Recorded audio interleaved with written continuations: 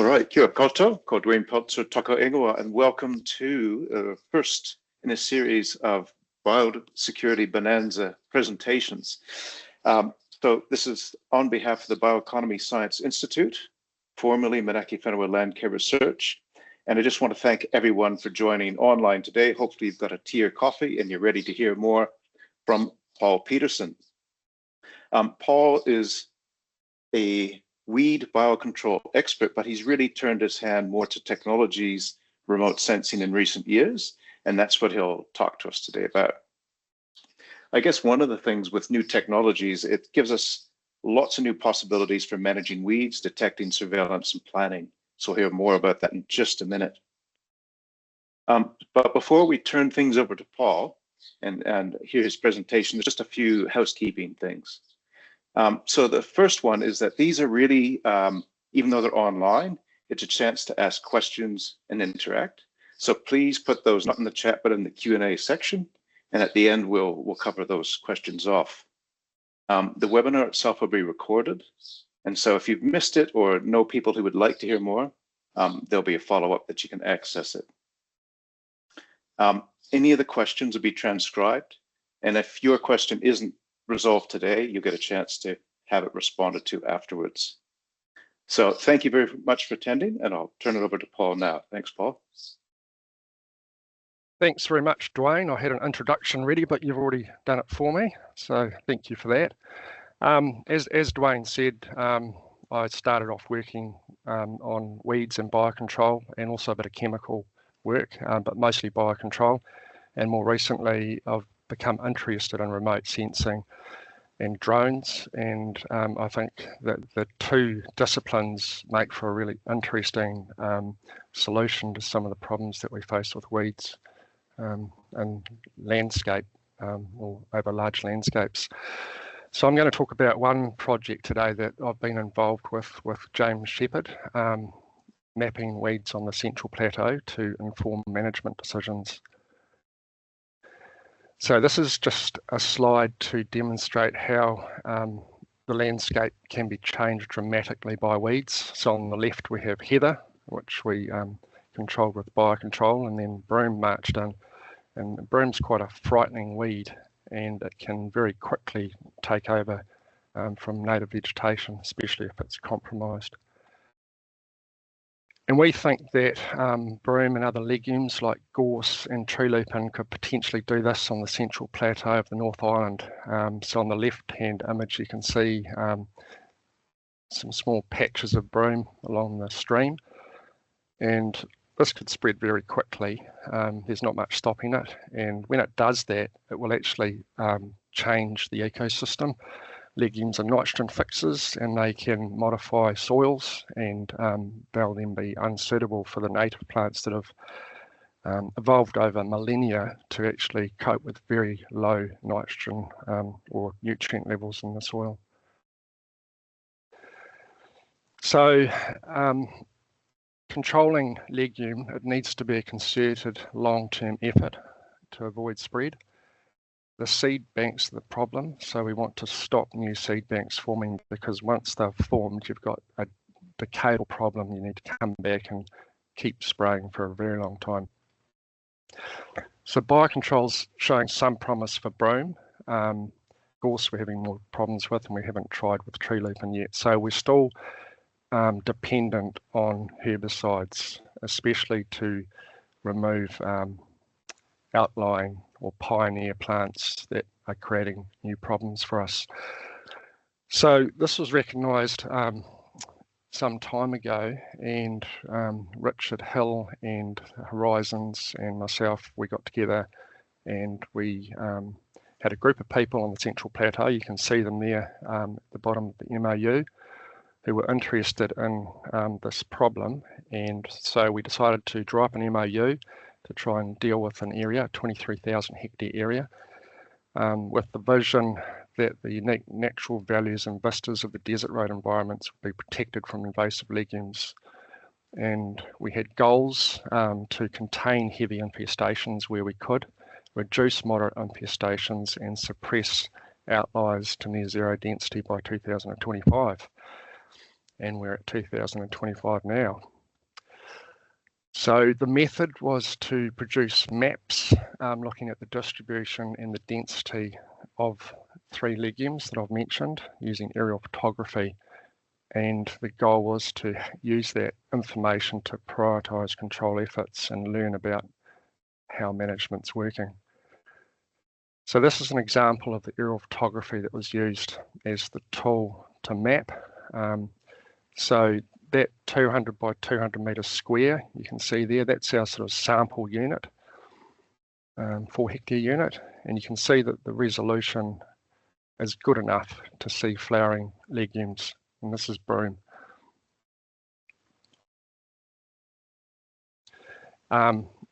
Another point here is that, again, you can see from 2016 on the right-hand side how quickly broom has spread into this area in 8 years.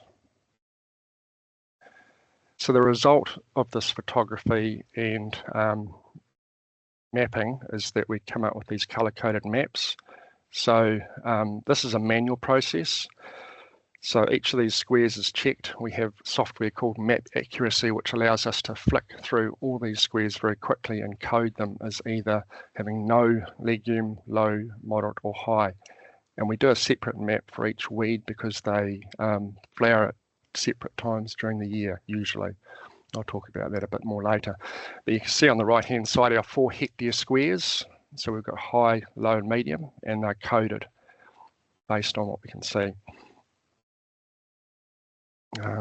Less than 1 plant per hectare is low, less than 10 plants per hectare is moderate, and greater than 10 plants per hectare is high.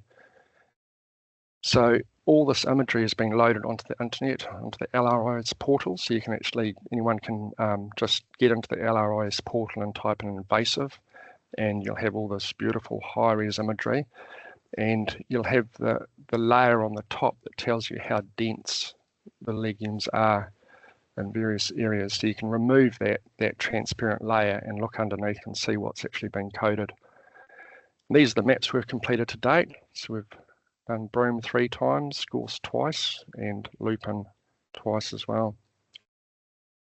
I don't expect you to see all that. That's just to indicate the number of mapping events we've had. So the real beauty of these maps, and this is something that James came up with, he's a clever man, he looked at the before and after maps, and they give you information about where the legumes are low, moderate and high, but it doesn't really tell you how you're doing. But if you look at each cell and look at how it's changing, so you can see whether things are getting worse, better, if there's no change, or if in fact the legume's being removed, you can code that too. So on the right-hand side, you can see the red squares indicate things are getting worse. The green squares indicate things have got better. The black squares indicate the legumes being removed for now. And the grey, which are a bit harder to see, there's no change. But these maps, I think, are incredibly useful for management. So we've done 3 of these. So you can see the broom one on the left, which is the scariest one. So all these red squares mean that things are actually getting worse. There are some areas where things are getting better through concerted efforts. Gorse as well. There are quite a few red squares. Lupin's not so bad. You can see that near Lake 𝘊𝘺𝘵𝘱𝘢𝘦𝘶𝘴 here, there's a lot of good work that's been done to try and reduce infestations. A lot of the success is down to the contractors and how careful they are and the information they have and whether or not they get out there at the right time.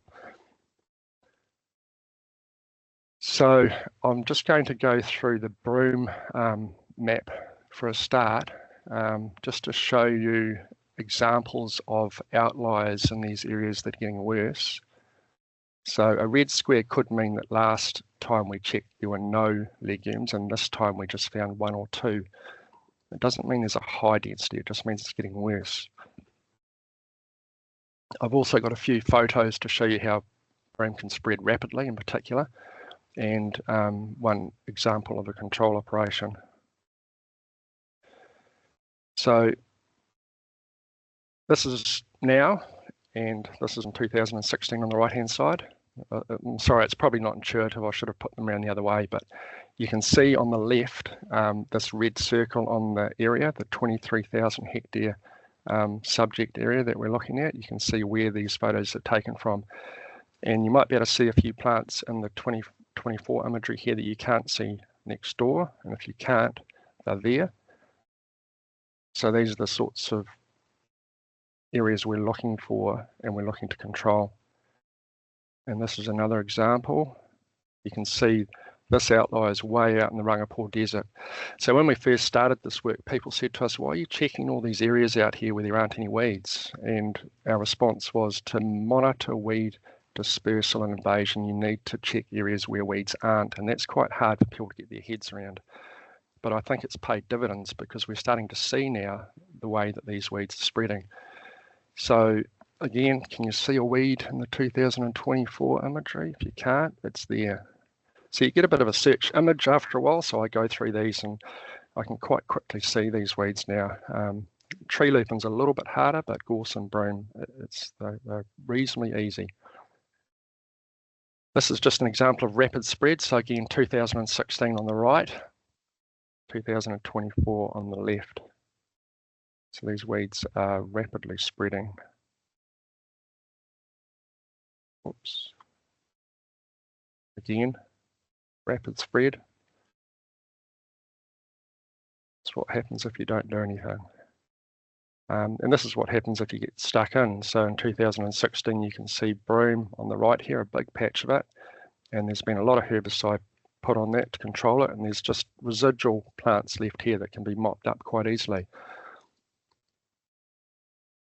That's what we want to see. I've got a QGIS demonstration here so we can actually look at the map and zoom in and take the transparent layer off and have a bit of a look around. But I'll leave that until the end to make sure we've got time to have a good look, but I'm sure we will. So this work has been published in Remote Sensing.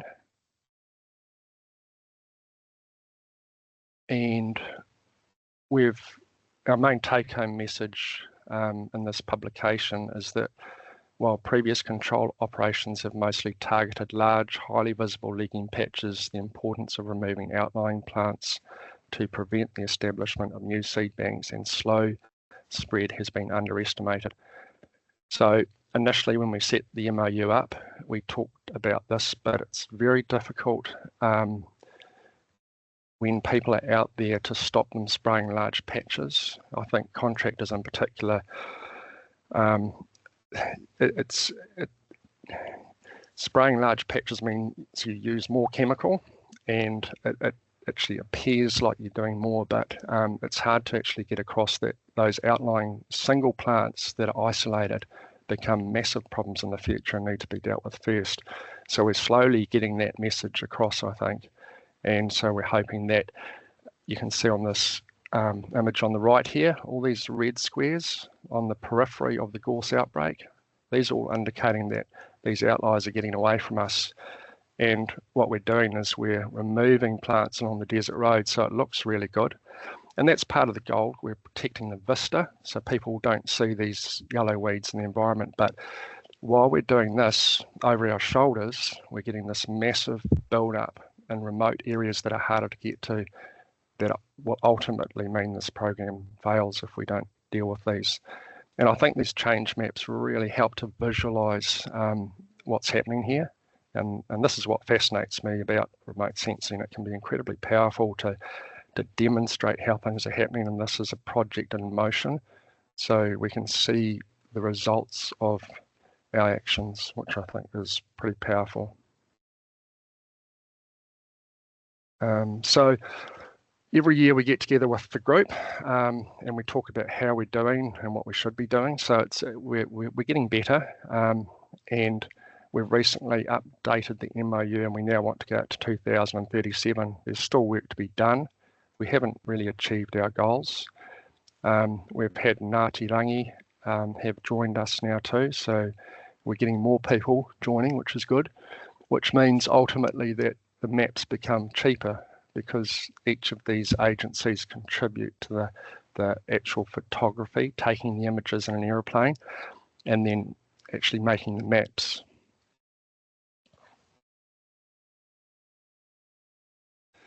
So all this information, the maps, extra references that we've used to justify our techniques are on this website, Project Yellow, which is hosted by the Waikato Regional Council.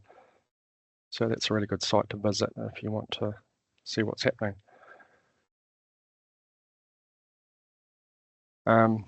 So again, the next steps, we need to concentrate on outliers, and I can't say that often enough. And I think developing methods to link weed density mapping data to control efforts is key. So that's probably something that we really haven't done well. So there are lots of apps now that are available that allow you to upload imagery and have shape files on them. So contractors that are out there could have, for instance, they could have screens and tablets and actually have the imagery up there, and they could go to, for instance, a square out in the middle of the 𝘊𝘵𝘃𝘀𝘃 desert and remove that transparent layer and see exactly where the weeds are. The reason we didn't digitize every single weed is because we're trying to run this project as cost effectively as possible, and it's run on a shoestring. So that technique of having areas rather than digitizing every plant means that we can map a lot faster, but it's a little bit more work on the ground. We need to continue, I think, monitoring what's happening. And something that people have been talking about in the group is wilding pines. Can we actually look at wildings as well? So that's something that we're starting to think about. So I'd just like to acknowledge Richard Hill. He used to work for Landcare, and he actually spearheaded this project way back in 2012. We had a meeting in Taihape, which, sorry, it was Turangi that kicked this all off, and Craig Davey also was involved. Michael Beach has since taken over from Craig at Horizons. Laurie Kens, he does our photography. He's fantastic. He's responsive and cost effective, and he's very, very keen on what we're doing. And also the partners of the MOU. There are a lot of keen people that turn up every year and want to learn about what's happening and see how they can help. So I think we've got a bit of time for this map. So this is the broom map in QGIS. So what we can do is we can zoom around. So if you look at, and these are the actual densities, this is not a change map. So red means there's a lot of broom. So this is an area that I've been concerned about here. And if we zoom in to these tiles and remove the layer, we can actually see what's behind it. So this is a quarry that's halfway along the desert road that hasn't been well controlled. And there are several implications here. If gravel is moved around, you can get huge numbers of seeds, 10,000 per square metre at least. So that's 1 seed every square centimetre.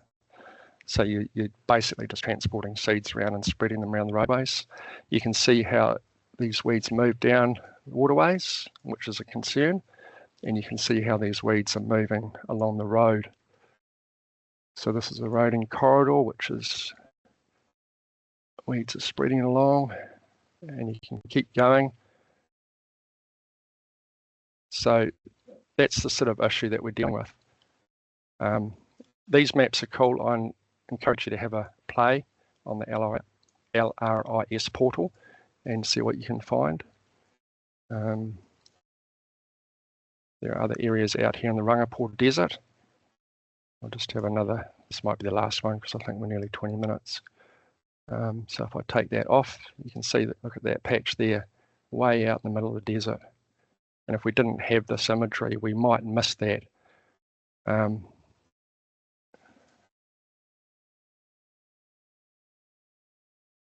Yeah, so I think I'll stop sharing now. Is that about the right timing? Very punctual, Paul. Yeah. 19. No, we've just gone 20 minutes. Unreal. It's easy if you've got a map to play with and you can just move around. That's right. That's right. Hey, so now is a good time for questions. If there's one there, we can fire to you, Paul. But anybody, if you've got questions, just put it in the Q&A on the side, and we'll get through it. I've got a few for you as well, Paul. But one that's raised is it looks like the weeds are largely along roads, and that's some of that imagery you just showed. Is there a reason for that, or maybe go into a bit more detail? Like, where did this come from in the first place as well, perhaps? Possibly roading material from other areas in the country. Roadways tend to be natural corridors because the seeds themselves don't spread very far when they're ejected from the plant. So the plants eject the seeds ballistically from seed pods. So they only travel a metre or so, but they can get carried by people on shoes, by vehicles on tyres, by animals, by water. And we know these areas are quite heavily utilised by the army, so tanks, all sorts of things. So there's plenty of opportunity for seed to get spread around. And I think the goal is to, or the key is to try and find that when it starts to flower and get rid of it. Awesome. Hey, well, I might ask a few questions then. Just so if somebody has an area management unit, a bit of real estate, what would you recommend to like what's involved with collecting the imagery? How often do you go out and run this? So I guess maybe just a little background of like, how was the imagery collected in the first place? And is there things that you've learned along the way that you could recommend to others if they wanted to repeat this kind of exercise? I think you need to ask the question first, what you want to do, whether or not, if you want to reduce the spread or get rid of the weed. Also, you need to think about the area that you're dealing with, and you need to think about the resources you've got. Mapping, I think, is best done with a fixed wing aeroplane. So are you thinking maybe farm scale operations, whether or not that would be practical for a farm? Because I think still fixed wing is the way to go. But yeah, I think you have to have a clear question in mind. You have to have the resources to do what you want to do, and that means it's a long-term prospect. One way to perhaps look at whether or not it's worth it is to look at the consequence of doing nothing. So there's always a risk and a benefit. And if I can give a plug to biocontrol here, we have the same issue. People worry about non-target impacts of biocontrol agents, but there's also a risk of doing nothing, and you need to think about that. And a lot of people don't think about that. And I think some of these images here where we're seeing broom spread, it just indicates how frightening this weed could be. And if we want to maintain the landscape as it is, we need to do something. Hey, good. Hey, maybe a follow-up question on that one, Paul, would be how useful have the maps been in, I guess, coordinating that management? Because you have talked about that a bit through your presentation. And has that helped secure funding or resource or support for doing the management over the long term? Yeah, I think the maps are very useful because there are a lot of different parties contributing to this work, and up until now we've had lots of different methods used and different efforts put in, and now we're just starting to see the consequences of those methods and efforts, and we're starting to understand what is required, and we have parties now coming to us and saying, look, we've got some funding left over, how can we help to give this project a bit of a boost? But I think when we get some really good methods in place, I'm confident that we can actually keep these legumes at bay. But we're on a knife edge. We haven't got a huge amount of time to do that. So maybe that's a follow-up question, is just how do the maps or that sort of change detection help either in reporting or saying, here's our objectives, and how do you know you're progressing towards those objectives?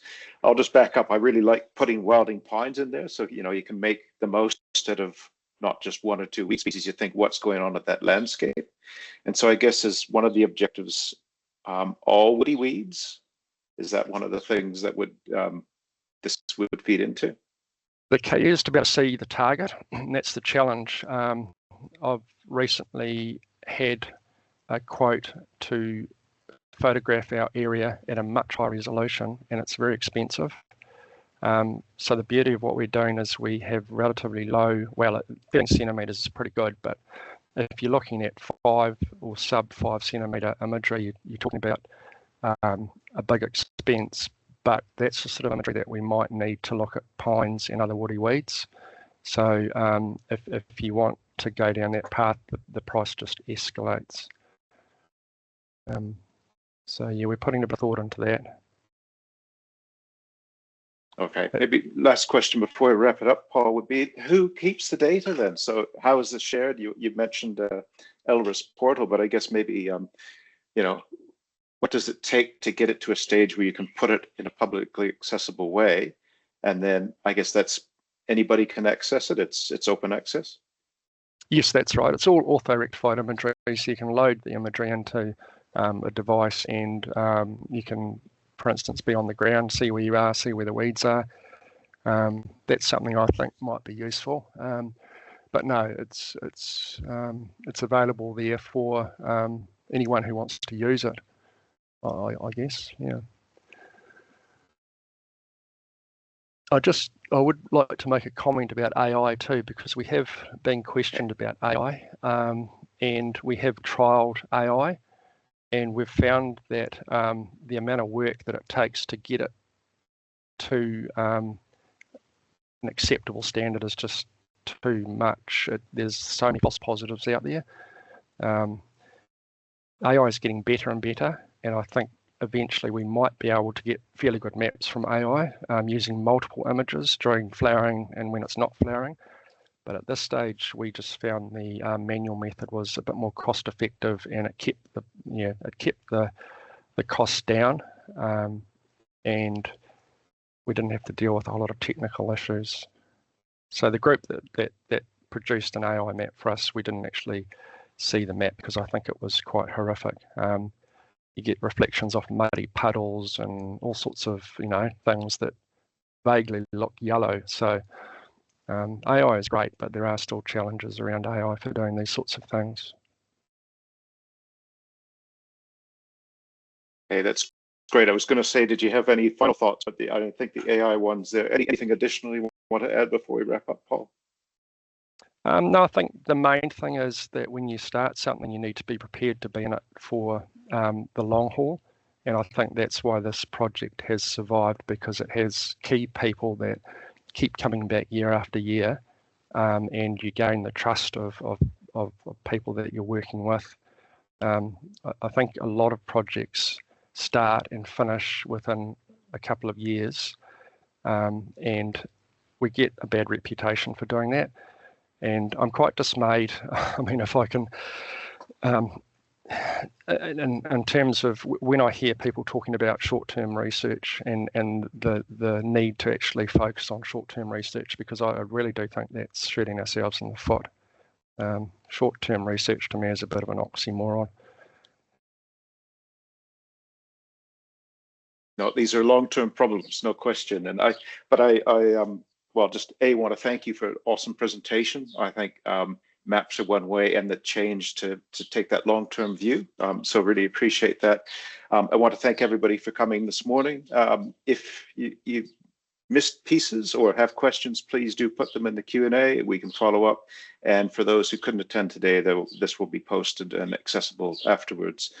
So thank you, Paul. Thank you, Adrian, in the background, for keeping things running smoothly. And on behalf of all of us, thank you for attending today. Ka kite. Thank you.